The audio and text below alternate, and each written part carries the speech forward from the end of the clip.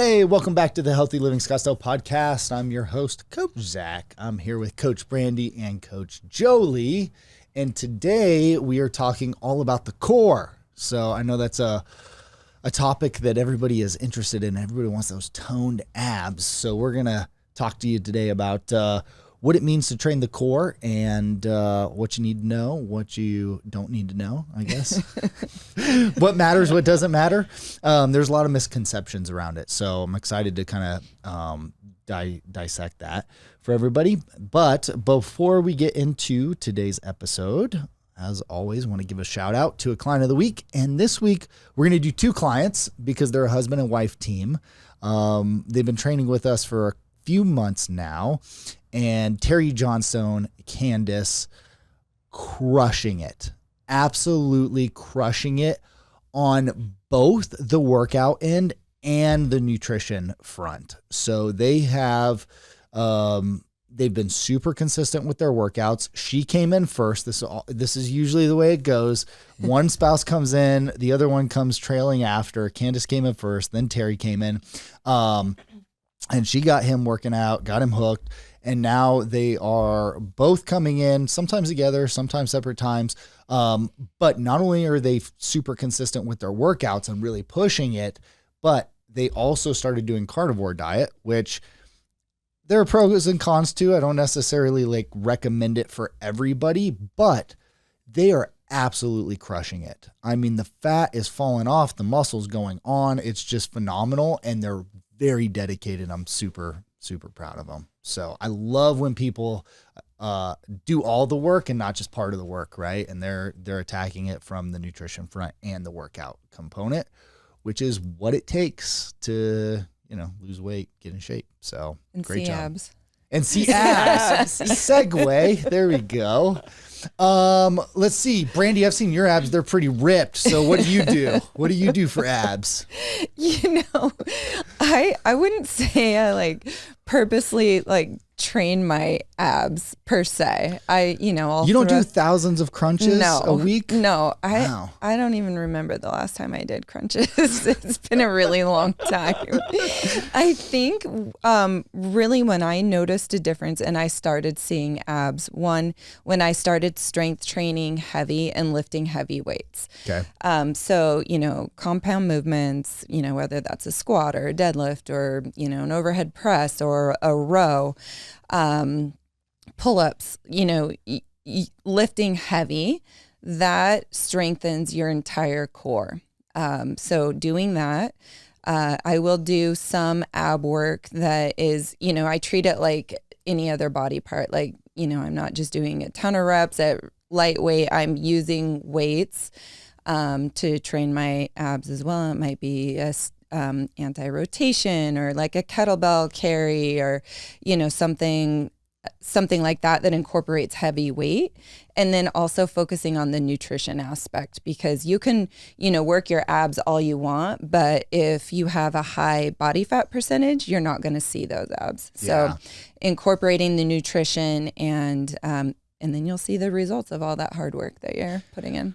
Oh man, you hit on so many things there. So, number one, I think the strength training component, that's the thing that stood out first, right? And so, you see all the time people doing ab exercises and they're just laying on the floor over in the corner and they're there and they're literally doing 1,000 reps, crunches, but it's like every different type of crunch you could possibly do. So it's they're doing crunches with both legs in the air and then they're doing it with their legs crisscrossed or one leg up and the other leg down and then both legs straight and then they're raising their legs and it's they're doing every single ab exercise they could possibly think of all in one sitting with no weight whatsoever. Right. It's just a high repetitions. I'm not saying that won't work because there is, you are fatiguing the muscle, but it's exhausting. I wouldn't want to do that, right? You can treat your abs like any muscle and incorporate weight training for a specific ab movement and target the abs. However, what we know based off of research is that actually the best ab exercises or core exercises are not even ab exercises. You wouldn't even consider them ab exercises. You would consider them lifts. Right. So I love blowing people's minds because I'm like, what is the single most effective ab exercise there is? Like what exercise is going to target the majority of your ab musculature? Like a plank, a crunch, or like sit up. They have all these things, and I'm like, it's a squat. Yeah. Yeah. Mind's blown. Minds melt. Yes. Yeah. A squat? What do you mean a squat? Well, it's your body has to stabilize, right? And then when we add load onto that, it's like now my core is working in overdrive in order to support my spine and maintain good posture. Right. And that's really what our core is designed for, right? Like you see statues of, Greek titans and gods and stuff. They're all shredded, man. You can't tell me they're laying on the floor doing crunches.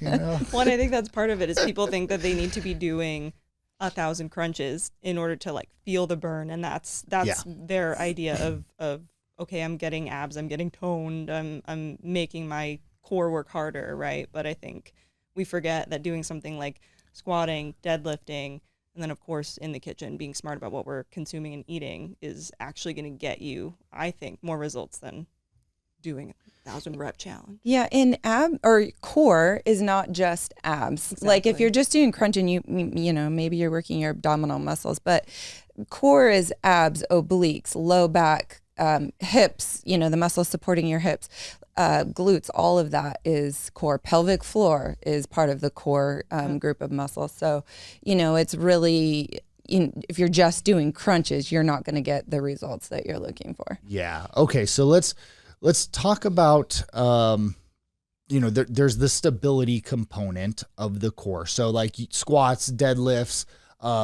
any type of like compound movement. It could be like an overhead press, either standing or like kneeling. You're still engaging your core. Really just about any movement, whether if it's an overhead press, an overhead pull, a bent over row, like those are all movements that are either directly or indirectly working your core muscles. There's this kind of thing that we've talked about before is like perceived effort, right? So like our clients, if they come in and they train and they're out of breath and they're drenched in sweat, it's like that was a great workout to them because the perceived effort was really high.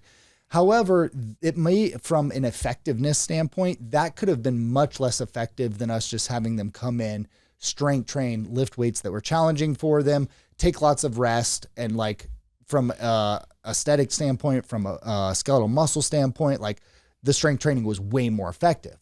But because that perception wasn't like, oh, I'm out of breath, I'm working so hard, they then don't understand the effectiveness of it. It doesn't necessarily resonate. I think same thing kind of applies with the core, because we hear it from our members like, oh, I need to do more core work. It's like, well, you did 10 exercises this workout and 9 out of 10 of them used your core. Mm-hmm. But because it wasn't directly like fatiguing those abdominal muscles or working those abdominal muscles until you felt the burn, then you didn't perceive that as like a core workout. Right. However, it was working your core, and yes, you're going to see adaptation from that, and you're working the musculature and from a tonality standpoint and everything, that's going to be effective. So that's one thing that I want people to understand. The other thing that I want people to understand is movement patterns. So we always train movement patterns. That's how we think about our training program. When it comes to your core, what are the movement patterns that people are doing? There's quite a few of them, actually. I'm trying to think how many off the top of my head, but like, Brandy, you have an example? Are you talking anti-rotation? Yeah, so anti-rotation, which means also rotation. Right. Mm-hmm. Right. Anti-extension. Mm-hmm. So like if you were going to do a plank, for instance, like keeping your butt in the air and not letting your butt sink. Then you have anti-lateral flexion. So your body, anti meaning we're not moving, we're stabilizing, but not preventing you from tilting over to the side. You have a leg lift. That's a core variation or movement pattern. And you have a core sit up. And I think I missed one in there. Rotation. Did you mention that? Anti-rotation, rotation, anti-lateral flexion, anti-extension, sit up and leg lift. Yeah. Six different core movements that are directly related to your abdominals. And then you would also have like a hip extension or back extension, which would work the lower back muscles as well as the hip musculature and glutes. So those are all movement patterns that work your core that are important to train. And so if we're talking about direct core exercises, it's like a crunch is a sit-up movement. That's one movement pattern out of your core. It's so important from a, I guess aesthetic would be like the number one thing people care about, but also from a performance standpoint, it's important for both that you train all of those different movement patterns. Like I think people look at like professional athletes and they're like, that's the pinnacle of like what I would want to look like. Cause that person, it's their job. They're training all the time. But if you see like a tennis player with super like toned abs, it's like, well, they're running all the time. They're sprinting, they're stopping, pivoting directions, and then they're rotating all the time and hitting the ball as hard as they can. It's like, well, yeah, that works your core, right? Boxing or fighting, like, yeah, those guys have like really ripped abs because they're lean and because they're training in all these different, patterns of movement. And then same thing would go for just about every sport except for maybe linemen. But it's really important that people understand like core work. The point that I'm getting at is core work does not necessarily just mean like doing sit-ups or leg lifts or like laying on the floor and doing, one plane of movement. It's, we want to train the core in every different movement pattern and plane of movement. Right? Exactly. All right. Let's talk about the body fat piece and the diet piece. We'll finish with that. So I think I want people to understand like you started this off, Brandy. Strength training is the absolute best way to hit your abs. You don't even need to target your abs directly to get like really ripped, toned, flat abs. Yeah. Right. It's not necessary. You're working them indirectly. Now, if you want to add some, core movements in there, well, yeah, I think that's important from an overall strength standpoint and movement standpoint, but not necessary if like, hey, I just want to have a flat stomach. Yeah. Right? Before moving on to nutrition, I do think it's important to touch on how to brace your core. Yeah. You're like properly bracing your core in an exercise. Cause we talked about squats, deadlifts, a bent over row, those things, or even overhead press. Yes, those work your core, but I think it is important to specifically focus on your core when you're doing that exercise, because one, that will ensure that you're performing the exercise correctly if you're bracing your core and focusing on your core. But then if you're focusing on that aspect, then I think you'll get more core benefit out of that exercise because you're really focusing on doing that. I know, a lot of times someone will come in and I'll like, or maybe it's the first or second time I've trained them. And I said, are you bracing your core? And they're like, I don't know if I'm bracing my core. I can't feel it. Yeah. So I think, starting there, like, what does it mean to brace your core and to be sure that you're doing that in the exercise? So like drawing your belly button into your spine, that's one cue that I give people. And doing that while breathing or while talking, learning and practicing that. Another way to think about bracing your core is to imagine you have like a belt around your waist and it's a little bit loose and you have to engage your core muscles to fill out the belt, and do that while you're breathing and while you're moving. Try talking while you're holding that position. That can help to engage those core muscles. Yeah, and one important kind of piece to that is you want to fill out the belt laterally, Yes. not necessarily like to the front. Yes. So when we inhale and we brace our core, it's like we're pressing out through our obliques essentially. Yes. We're not just pushing our belly out in front of us. Right. Exactly. Or expanding our belly. Brandy, okay, before we move on to nutrition, because you got that. I took us back, I know. How important is core strength to balance? Because I hear people say this all the time, and they're like, oh, my balance is really bad. I just need to strengthen my core. It's very important for balance. I mean, your core is what stabilizes you. And if you have a weak core, then your balance will not be good. So it's really important. Those core muscles are what stabilizes your body. Agree? Absolutely. All right. Okay.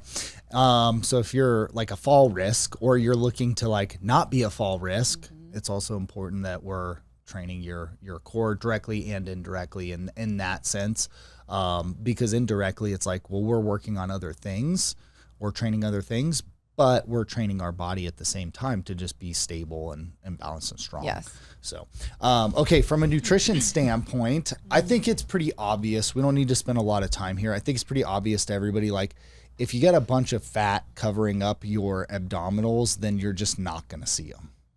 I don't think that's so. In order for you to have like toned abs, if that's what you're looking for, you have to lose body fat, essentially, and I have heard different things about like different body fat percentages, and you have to be at this range or this number to see your abs and all that. I don't buy into that at all.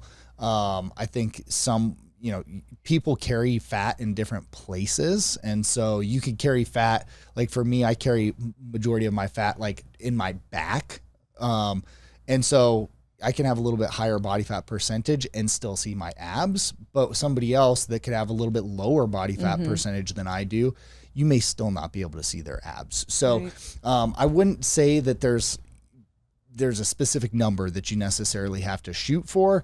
It's just like overall, we want to have a healthy body fat percentage. And if you don't, then, don't expect to train your way out of it. Right. You're not going to just do ab exercises and melt the fat around your core. It's not going to happen. There's no such thing as like spot reducing. Right. Exactly. It's total myth. So, which you would think people would know, but even still, like to this day, there's people that come in here and they meet with me and they're like, I'm happy with everything. Like, I just want to get rid of this fat right here. I just need to do more core. And I'm like, well, okay, we definitely will train your core. But training your core is not going to melt that fat right there. So don't buy into that. Yeah. Address your health and fitness through all areas, including nutrition. And if you're not addressing your nutrition, then you aren't going to see the abs if you're really trying to see abs. Can't out-train a bad diet. Yes. Yeah. Can't. It's true. It is true. Unless you're like 20. So. Yeah, exactly. All right, guys. Well, it is February in Arizona, which means summer is basically here. What was it, like 85 the other day?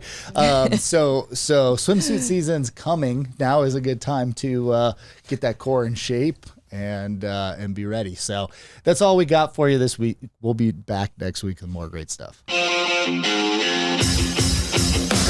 Thank you so much for listening to the Healthy Living Scottsdale podcast. Do you have a question that you'd like for us to answer live on the podcast? If so, all you need to do is head over to the Apple Podcast app on your iPhone and do 3 simple things. First, leave us a rating and review telling me what you think of the podcast.